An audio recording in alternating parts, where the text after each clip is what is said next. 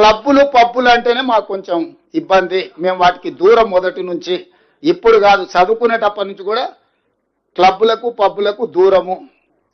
ఈ తెలంగాణ వచ్చినప్పటి నుంచి వాటి మీద ఎన్నో బైక్ ఛాలెంజ్లు చేసినాం. గంజాయికి డ్రగ్స్కు వ్యతిరేకంగా ఎన్నో నిర్ణయాలు తీసుకున్నాం. ఈగల్ అని ఈ డ్రగ్స్ను నియంత్రించడానికి, గంజాయిని నియంత్రించడానికి, గంజాయి బ్యాచ్లను అణచివేయడానికి ఒక ఒక ఒక స్ట్రాంగ్ ఆర్గనైజేషన్ ఎస్టాబ్లిష్ చేసినాము. ఈ డ్రగ్స్ గంజాయిని అమ్మే వాళ్ళని కానీ, వినియోగించే వాళ్ళని కానీ, రవాణా చేసేటోళ్లను తెలంగాణ సరిహద్దులు దాటి లోపలికి రాకుండా ఉక్కు పాదంతో అణచివేస్తున్నాం. కాబట్టి క్లబ్బులు పబ్బుల కల్చర్కి నేను వ్యక్తిగతంగా వ్యతిరేకము. దయచేసి నన్ను క్లబ్బులకు పబ్బులకు పిలవద్దు. అయితే అసెంబ్లీకి పోదాం, లేకపోతే శాసన మండలికి పోదాం. కాదు కూడా పెద్ద ఆయన ఆరోగ్యం బాగాలేదంటే ఎర్రవల్లి ఫామ్ హౌస్ కూడా నేను వస్తా. ఇది నా సూచన. ఎవరు పెరిగిన నేపథ్యం వాళ్ళని అట్లా మాట్లాడిస్తుంటే నేను అది కూడా కాదన్నాను.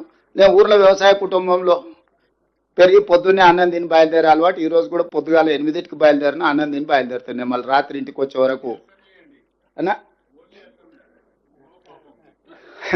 శ్రీహరి గారు అట్లా కుదరదు, అదేంది మాకు అంటారు. కానీ కొన్నిసార్లు మనం కొన్ని వెసులుబాట్లు కల్పించాల్సి వస్తుంది, మినహాయింపులు ఇవ్వాల్సి వస్తుంది. సో మినహాయింపులు ఇచ్చైనా సరే మనం చర్చ, అంటే నా ఉద్దేశం చర్చ జరగడం, ప్రజలకు వివరాలు అందించడం, వాస్తవాలను ప్రజలకు చేరవేయడమే మా యొక్క ఉద్దేశము. ఇక్కడ ఈ సమావేశాన్ని పెడితే